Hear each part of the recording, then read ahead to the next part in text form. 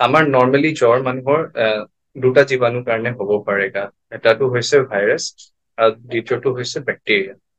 চ' বহুতখিনি bacteria infection য'ত হয় তাত গাত আপোনাৰ মষ্টলি আমি দেখিব পাওঁ যে আপোনাৰ পাছ বা এইবিলাক বস্তু গাত উৎপাদন হয়।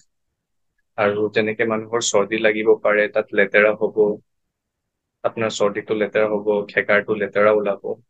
আৰু কিন্তু যোনখিনি আপোনাৰ ভাইৰেল ইনফেকশ্যনছ হয়, তাৰ ভিতৰতে ডেংগি এটা ভাইৰেল ইনফেকশ্যন।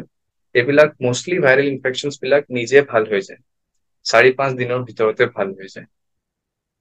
আৰু ডেংগি আৰু বেলেগ ভাইৰেল ইনফেকশ্যন যদি আমি এতিয়া কম্পেয়াৰ কৰিবলৈ যাওঁ ভাইৰাছ জীৱাণুৰ ভিতৰত, চ' ডেংগিত আপুনি দেখিবলৈ পাব যে 90% of the dengue normal viral infection নিচিনাহে হয়।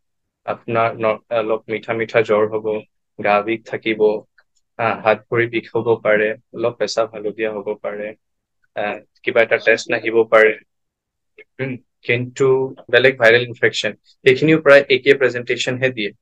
কিন্তু আপোনাৰ যোনটো 10% অফ ডেংগি ইনফেকশ্যন থাকে সেইটো চিভিয়াৰ ফৰ্মত আহে। চিভিয়াৰ ফৰ্ম মানে 4-5 দিনত সেই ফিভাৰটো নিজাকে ভাল নহ'ব। তাৰ ভিতৰত আপোনাৰ বহুত বেছি হাত ভৰি বিষ হ'ব, আপোনাৰ গামছৰ চুৱেলিং হ'ব পাৰে, যোনটো আমি কওঁ যে মুখৰ ভিতৰত আলু আছে, দাঁতৰ আলুকেইটা ফুলি যাব পাৰে। এইটো মষ্টলি সেইকাৰণে হয় যে ডেংগি ভাইৰাছে আমাৰ গাত ব্লাডত 3টা বস্তু থাকে আপোনাৰ। এটাটো হৈছে হিমোগ্ল'বিন কেৰি কৰা চেল, তাক আমি RBC বুলি কওঁ। 2 নম্বৰ হৈছে আমাৰ ইমিউনিটি যোনটো ফাইট কৰে, যোনখিনি চেলছ আছে তাক আমি WBC কওঁ। আৰু 3 নম্বৰ আমাৰ বস্তু থাকে সেইটো হৈছে প্লেটলেটছ। চ' প্লেটলেটছ নৰ্মেলি তেজ ৰখোৱা ক্ষমতাটো ডিচাইড কৰে। যদি আপোনাৰ গাত অতিৰিক্ত পৰিমাণে প্লেটলেট আছে, আপোনাৰ য'ৰ পৰাও তেজ যদি ক'ৰবাত আপুনি দুখ পায় বা তাৰ পৰা তেজ গৈ আছে, সেই প্লেটলেটছে সেইখিনি জেগাত আহি পিনে আপোনাৰ তেজখিনি গোট খুৱাব আৰু তেজটো আপোনাৰ ৰখাই দিব তেজ যোৱাটো। ত' ডেংগিত এনেকুৱা হয় যে আপোনাৰ গাত প্লেটলেটছখিনি কমি যায়। আৰু প্লেটলেটছ কমিলে মানুহৰ কিছুমান ৰিস্ক ফেক্টৰছ আহি যায়, যেনেকে তেওঁলোকৰ বডিৰ বেলেগ বেলেগ ঠাইৰ পৰা ব্লিডিং হ'ব পাৰে। কিন্তু সেইটো মই যেনেকে কৈছো আপোনাৰ মষ্টলি ডেংগি ফিভাৰত নহ'ব, আপোনাৰ প্ৰায় 7-8% অফ দি কেচেছতে আমি দেখিবলৈ পাওঁ। আৰু মষ্টলি ডেংগি ফিভাৰ নিজাকে ভাল হৈ যায়।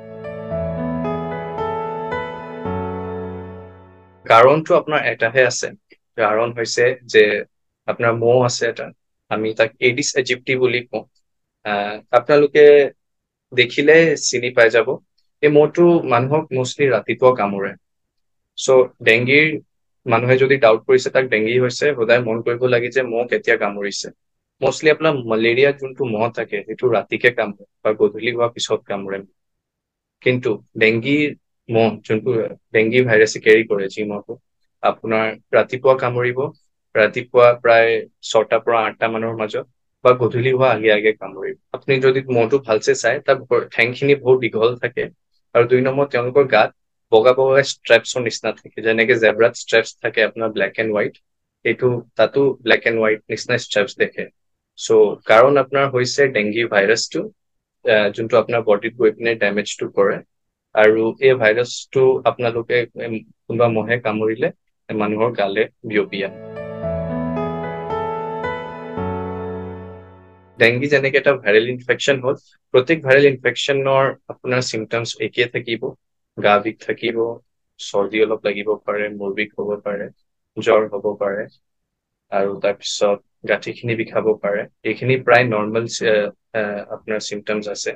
কিন্তু তাক বাদ দি যদি কিছুমান মানুহৰ 3-4 দিনৰ ভিতৰত জ্বৰ ভাল হোৱা নাই, গা বিষটো অতিৰিক্তভাৱে বাঢ়ি গৈ আছে, আৰু চৰ্দি বহুত বেছি লাগিছে, মূৰ বিষ বহুত বেছি হৈছে, পেচাব বহুত হালধীয়া হৈছে, বা ৰঙা হোৱা আৰম্ভ হৈছে, বা দাঁতৰ গুৰিৰ পৰা তেজ ওলোৱা আৰম্ভ হৈছে, তেতিয়া লগালগ এটা চিকিৎসকৰ ওচৰত যোৱাটো প্ৰয়োজন। কাৰণ তেতিয়া আমি ব্লাড টেষ্ট কৰি চাব লাগিব যে প্লেটলেটটো কেনেকুৱা লেভেলত আছে, বা তাৰ কাৰণে আমাক আৰু কিবা বেলেগ ট্ৰিটমেণ্ট দিব লাগে নে নাই। টেষ্টটো মই ইমান সৰলভাৱে মোক লগা নাই যে মই জনসাধাৰণক বুজাব পাৰো এই জেগাত। কিন্তু নৰ্মেলি আমি কেইটামান ব্লাড টেষ্ট কৰো। ব্লাড টেষ্টত আমি চাওঁ আমাৰ বডিৰ নৰ্মেল মেকানিজম থাকে যে যেতিয়াই কিবা এটা বীজাণু বডিত থাকে, তাৰ এগেইনষ্টত বডিয়ে ফাইট কৰিবলৈ কিছুমান আপোনাৰ কেমিকেলছ বনায়। সেই কেমিকেলছ খিনিক আমি এণ্টিবডিজ বুলি কওঁ, আৰু সেই এণ্টিবডিজ খিনিক গৈ পিনেহে ডেষ্ট্ৰয় কৰে। চ' নৰ্মেলি আমি বডিত সেই কেমিকেলছ খিনি বিচাৰো, ব্লাড টেষ্ট কৰি পিনে চাওঁ। আমি নৰ্মেলি তাক IgG IgM বুলি কওঁ, যে আৰু আমি সেইখিনি টেষ্ট কৰি চাওঁ, আৰু সেইখিনিৰ লেভেলৰ মতে আমি ডিচাইড কৰো যে ডেংগি আছে নে নাই। মোষ্টলি আমি পেচেণ্টক ছাপৰ্টিভে থওঁ, যেনেকে মই কৈছো এটা ভাইৰেল ইনফেকশ্যন হৈছে। ভাইৰেল ইনফেকশ্যনত বহুত বেছি এণ্টিবায়টিকৰ ৰোল নাথাকে এটা পেচেণ্টত। আমি মোষ্টলি তেওঁক ছাপৰ্টিভ ট্ৰিটমেণ্ট দিওঁ। আমি কিছুমান এণ্টি অক্সিডেণ্টছ দিওঁ, যেনেকে জিংকৰ টেবলেটছ দিওঁ আমি, টো বডিত ফাইট কৰিবলৈ হেল্প কৰে, ইমিউনিটি ইম্প্ৰুভ কৰে মানুহৰ। আমি চেলাইনৰ ছাপৰ্ট দি থওঁ। আমি ৰেগুলাৰলি মনিটৰিং কৰোঁ পেচেণ্টৰ, আৰু ৰিপৰ্টছৰ অনুযায়ী কিছুমান আৰু দৰৱখিনিও এড কৰোঁ তাত। কিন্তু জনসাধাৰণ কাৰণে মই এইটোৱে ক'ব বিচাৰিম যে যদিও কাৰোবাৰ যদি ভাইৰেল ইনফেকশ্যন নিচিনা লাগিছে, জ্বৰ কাহ চৰ্দি হৈছে, সেইখিনি সময়ত আপোনাক নিজৰ মানে স্বাস্থ্য কেয়াৰ লোৱাটো ইম্পৰ্টেণ্ট। সেই সময়ত নিজকে ভালে হাইড্ৰেটেড থোৱাটো ইম্পৰ্টেণ্ট, ফল মূল খোৱা ইম্পৰ্টেণ্ট, আৰু বহুত বেছি পৰিশ্ৰমৰ কাম কৰিব নালাগে। নিজৰ বডিক অলপ ৰেষ্ট দিব লাগে, আৰু টোপনি ভালছে কৰিব লাগে। এইখিনিয়ে কথা ক'ম। ডেংগি এটা প্ৰিভেণ্টেবল ডিজিজতে পৰে। আমাৰ চৰকাৰে প্ৰিভেণ্টেবল ডিজিজৰ এক্টৰ ভিতৰতে ইয়াক থৈছে, আৰু বহুতখিনি আপোনাৰ যোনবিলাক ৰুৰেল ছেটআপছ আছে। ডেংগি যেনেকে হয় যে আপোনাৰ এডিছ মস্কিটো বুলি মই কৈছো, যোনটো মহ হয়।